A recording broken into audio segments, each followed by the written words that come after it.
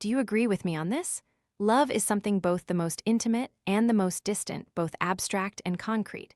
We worship love, yet we also stumble when we fall in love. We cherish love, yet we also doubt it. We strive to master love, yet we are often defeated by it. From ancient times until now, countless questions and ponderings about love have never ceased. If you're still struggling and hurting in love, if you are still asking how you can build a lasting love with someone without losing yourself, and what true love ultimately is, then you might find the answers in the classic book by the renowned German-American social psychologist and humanist philosopher, Erich Fromm, one of the leading figures of the new psychoanalytic school and the social cultural school. This book is titled The Art of Loving. It is a blend of philosophy and psychology, considered one of the most famous theoretical treatises on love. It has been translated into 32 languages, and although first published in 1957, it continues to profoundly influence and help millions understand the true nature of love. Many believe that to truly love, one must invest physically and emotionally. However, Fromm believes that love is not merely an emotion. It demands effort, development, and the manifestation of one's entire personality. If someone desires true love, they must strive for comprehensive personal growth and continuously evolve towards self-enlightenment. For him, love is an art. Love is a skill. Today, Better Version will guide you to explore and grasp this artistic skill and understand what the true nature of love is.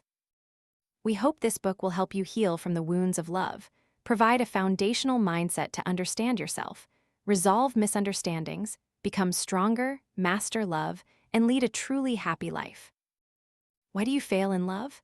Love happens everywhere, all the time. Some are in love, some are about to be in love, and the rest spend their time talking about love, waiting for love, or avoiding it.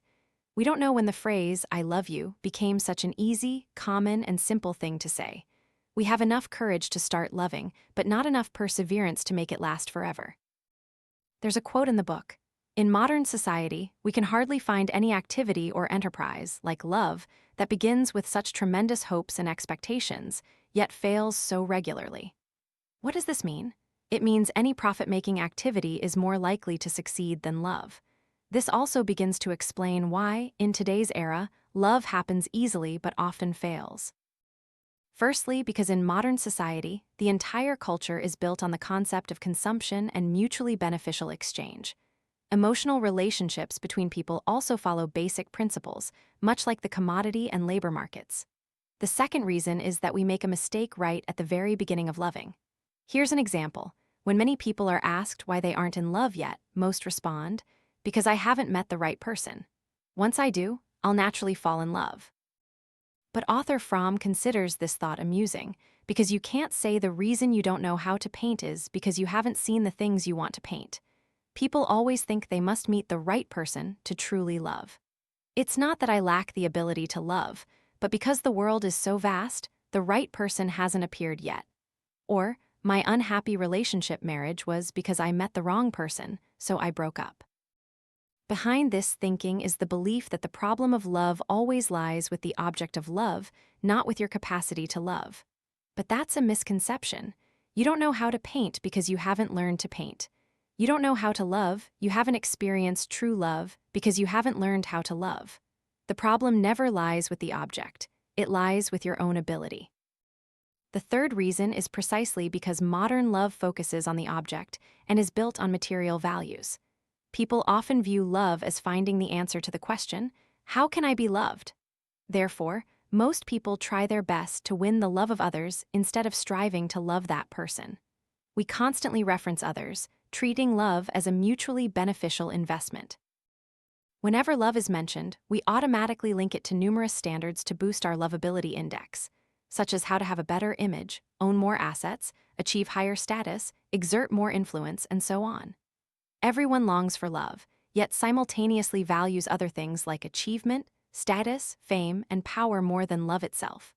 Consequently, most people spend the majority of their energy pursuing these goals, and very few dedicate time to learning how to love. These are all typical misconceptions that lead to failure in love. This is why Fromm asserts that love is an art. Only when you understand that love is an art can you truly love. So why is it an art? because the process of learning any art is divided into two aspects. On one hand, mastering the theory of that art, and on the other, becoming familiar with its practical application.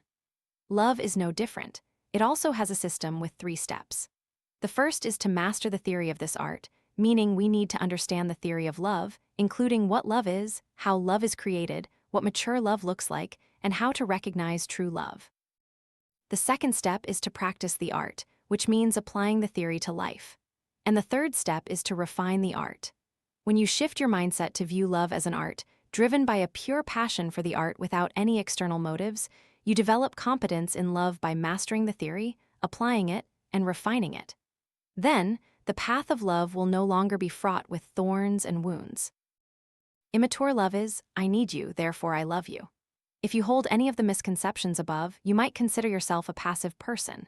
Fromm states that immature love is, I need you, therefore I love you, a typical form of passivity.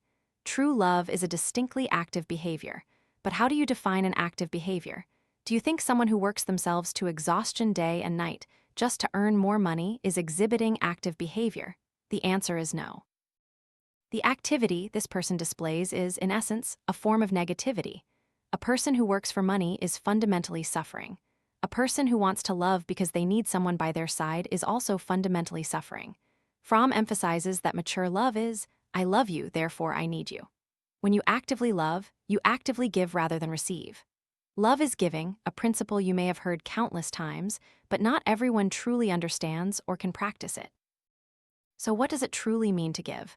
Many mistakenly believe that giving means sacrificing or giving up something of oneself to satisfy others. For example, parents might say they've given up their careers and leisure activities to be with their children, then demand their children achieve the goals they've set. This isn't giving. It's considered controlling others in the name of love.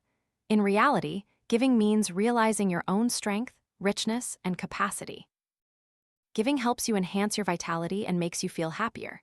Many people complain, I've given so much, why doesn't that person truly love me? This is also not giving, because in the act of true giving, what one experiences and enjoys is happiness and joy, not resentment. Giving brings far more happiness than receiving, because giving isn't about losing or abandoning. On the contrary, it's about gaining more, for our existential value lies in the act of giving.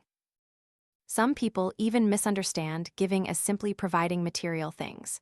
They believe that becoming wealthy and earning more money to provide a better quality of life for their children or better educational opportunities is love. However, they don't truly understand the meaning of richness. A truly rich person is not someone with abundant possessions, but rather someone who can generously give. A person who is constantly worried about gains and losses or constantly calculates and compares, no matter how much wealth they possess, remains poor. Only someone who can truly understand the meaning of giving is truly rich. The most important giving is not monetary giving, but the dedication in a person's life experience. What can one dedicate to others? You might think it's dedicating the most precious things, dedicating oneself, and dedicating one's entire life. This thought leads you back to the misconception that giving means sacrificing your entire being for that person. True dedication is to offer the most vibrant and alive parts of yourself to others. That is true giving. For example, joy, care, tolerance, understanding, insight, knowledge, humor, and so on. This is a process where, in love, you enrich the life of the person next to you. It is through giving that I can experience my own strength, richness, and vitality. The experience of flourishing vitality fills me with joy. Therefore, only when you can enhance your own vitality can you elevate the vitality of the one you love. Only when you are intrinsically rich can you truly give. So, please ask yourself, are you filled with vital energy right now? Are you truly rich? Those who are ready to give are largely those who are full and rich within. This doesn't mean that someone in a state of lack cannot give. We can enrich ourselves simply by beginning to give. In this process, you continue to discover your strength and use your creative vitality to give and help others, until you stand before the world with the confidence that, this is me, this is my strength. It turns out I am not lacking at all. I give without expecting anything in return, but it certainly brings me wonderful things. This is perhaps the most fascinating aspect of giving. The true giver will receive, because the happiness we bring to others will, in turn, affect us and make us feel happier. When we give, we find ourselves. Therefore, the process of giving means using love as a foundation to create love. If you don't know how to love, you cannot create love. If you want to enjoy art, you must first be someone who practices art. If you want to love, you must first be love. If you want to influence others and maintain a truly lasting love, you must be able to encourage and motivate your loved one to progress. Conversely, if, while in love, you cannot make your partner love you, meaning you don't encourage progress, but rather regress, depleting yourself, and thinking negatively in that relationship, then it's very likely your love lacks vitality. In love, if someone fears dedicating themselves, they will also fear love. Love is something that develops within our souls.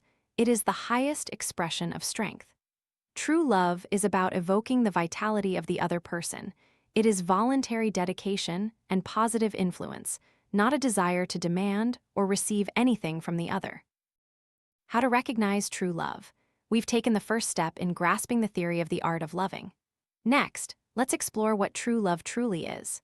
The reason people don't experience true love, and some never truly love even once in their lives, is because they cannot distinguish between love and a symbiotic relationship.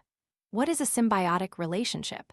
The most typical example is the relationship between a mother and her unborn child. As a fetus, we are a part of our mother's body and derive a sense of security from her. Simultaneously, because of the fetus's existence, a woman, with the responsibility to protect her child, blossoms into a mother. This is a physical symbiotic relationship. However, psychological symbiosis always carries both positive and negative aspects. The negative aspect implies that the fetus must rely on the mother's body to protect itself and escape loneliness, otherwise, it cannot exist. Just like children whose lives are dictated by their parents from childhood to adulthood. Every decision is made by the parents. They never have independent opinions, never dare to take risks, only follow commands. Although on the surface they might not seem lonely, always having their parents by their side, in reality, they are not complete individuals because they cannot be independent. In a symbiotic relationship, controlling individuals are accustomed to making their children a part of themselves to escape loneliness. They cannot lose their children. If they do, it's as if they've lost all their life's strength. This type of symbiotic relationship can be found everywhere in daily life, but it is always disguised as love before our eyes. All control and dependence in the name of love are not true love, because both parties have lost their own independence. Furthermore, a person who doesn't truly know how to love is often someone whose personality hasn't fully developed. According to psychoanalytic theory, as a child, you experience a mother's unconditional love. A mother's love is a blessing and a source of peace. However, unconditional maternal love also has its drawbacks. It's the kind of love you receive without effort, and simultaneously, if you live lacking this type of love, you will feel empty. If a mother's love is unconditional, a father's love is conditional. A father is likely to love the child who resembles him most and makes him feel most satisfied. The principle of a father's love is, I love you because you meet my expectations, because you fulfill your duties, and because you are like me. With this type of love, you can only earn it through hard work. Otherwise, if you disappoint your father's expectations, you will lose his love. A father's love also has its positive aspects. It gives a person a sense of control and encourages greater effort. A child, upon birth, needs unconditional love and care from its mother, both physically and emotionally. The mother's role is to provide the child with a sense of security in life, while the father's duty is to guide the child to face the difficulties they will encounter. Therefore, mothers should trust in life and not transmit feelings of fear and insecurity to their children by teaching them independence and eventually separating from themselves. Meanwhile, fathers need to be tolerant, patient, and nonviolent. A father's love should make his children increasingly confident, ultimately helping them master themselves and break free from parental control. Influenced by their original family, an adult should ideally develop both paternal and maternal aspects of their personality to truly know how to love. If a person only develops the paternal aspects, they will become very strict, demanding, and critical in love as an adult. Conversely, if a person only develops the maternal aspects, they will easily lose their ability to discern, always try to please others, and hinder their own growth and that of their partner. So, what does true mature love look like? Fromm believes that true love typically includes the following fundamental elements: care, responsibility, respect, and understanding. It's easy to understand that love first requires care. If someone says they love a flower but consistently forgets to water it, would we believe they truly love the flower? Love is an active, continuous concern for the life and growth of the beloved. If this active concern is absent, it means there is no love between the two of you.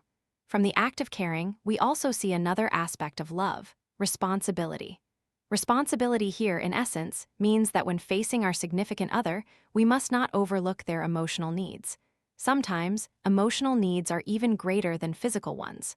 True love delves into the inner world and soothes the partner's soul. Next is respect.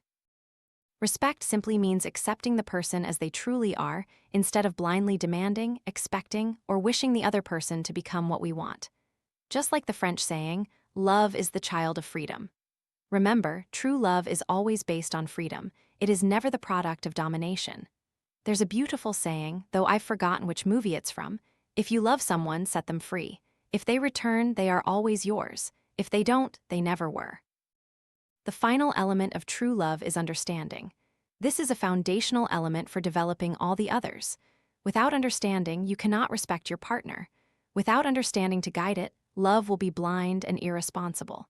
Without understanding, care will merely be empty words on the lips. True love is care, responsibility, respect, and understanding. Although these are just 8 simple words, applying them in practice is not easy. But I believe that as long as you continuously cultivate the art of loving, enhance your vitality, and enrich yourself, you will be able to find a state of integration of these 4 points. From there, your life will become increasingly happier. Don't just listen to theory. Love always requires practice first and foremost. If we only do something simply out of momentary whim and inspiration, it's just a fun pastime. Love is an art, not an entertainment. Victor Hugo once said, "If there were no love in the world, the sun would go out." No one can deny the importance of love, but love might be far more important than we think. The author believes that love is the answer to the problem of human existence. Humans are rational animals. When they realize the absurdity of life in the face of life and death, and recognize their helplessness before nature and society, this leads to a profound loneliness. This kind of loneliness is an existential state that humans must confront, much like death itself. Loneliness is always there in everyone's life. So how can we free ourselves from loneliness? This is a vital question for humanity. In Plato's Symposium, it is written that humans originally had 2 bodies with 2 heads, 4 arms, and 4 legs. Due to human arrogance, Zeus, king of the gods, split humans into 2 halves. Humans became lonely halves, spending their entire lives searching for their other half. Plato believed this to be the origin of love. The state of an incomplete half-human is a metaphor for each individual. We are always incomplete and also manifest the loneliness in the human soul. So, how to escape loneliness? Love is the perfect answer. Love is an emotion that helps people maintain their independence and integrity while also connecting them to the world. With love, people will think positively, develop creative abilities, and can perceive and understand the world comprehensively and objectively. Therefore, we need love. To love ourselves, to love others, and to love all things. Love is that important. We yearn for love, yet we have never truly valued it, like rabbits in the road, distracted by a myriad of fascinations and desires, forgetting the original purpose of existence, forgetting the ultimate power of the universe, which is to love and to give. Embrace love as an art to practice and cultivate yourself on your life's journey. The author states that to master any art, one generally needs to achieve 4 things: discipline, always actively adjusting oneself; complete focus, unwavering patience, and maximum attention to love. Author Fromm believes that beyond these 4, one of the most crucial conditions is overcoming narcissism. What is narcissism? Simply put, it means immediately bristling like a porcupine whenever someone touches you. Narcissism is, in essence, self-centeredness and selfishness. Narcissistic individuals only focus on themselves. They cannot see the world objectively and cannot treat others equally. Narcissism causes great harm to love because we only care about ourselves, so others are naturally just objects you use to satisfy yourself. Consequently, we will not truly care for and respect one another. So, how do you overcome this narcissistic tendency? The author says that this requires us to develop reason and objectivity while simultaneously viewing love as a form of faith. This faith is not religious faith, but rather faith based on one's own life. It is faith in oneself, faith in the core essence of one's personality, faith that one's love can awaken the love of others, and that others also possess similar potential. It is faith in the power of love and faith that one's mission is to love and to give, transcending even romantic love. Only when I love someone who is unrelated to my personal gain does my love begin to truly grow. There's a common misconception in life, the illusion that true love must mean an absence of conflict. We believe that all ongoing conflicts and arguments are destructive and bring no benefit to either party. But in reality, most conflicts aim to avoid true conflict. Therefore, don't shy away from conflict. When destiny aligns you with someone, everything is the perfect fit at that moment. If suffering ever occurs between two people, it means it's a reminder that it's time for you to love yourself. We hope today's discussion of this book will give you a completely new starting point to embark on true love, and ultimately to understand that true love is giving. It is accepting the entirety of the other person's true self. It is loving yourself and living authentically as yourself.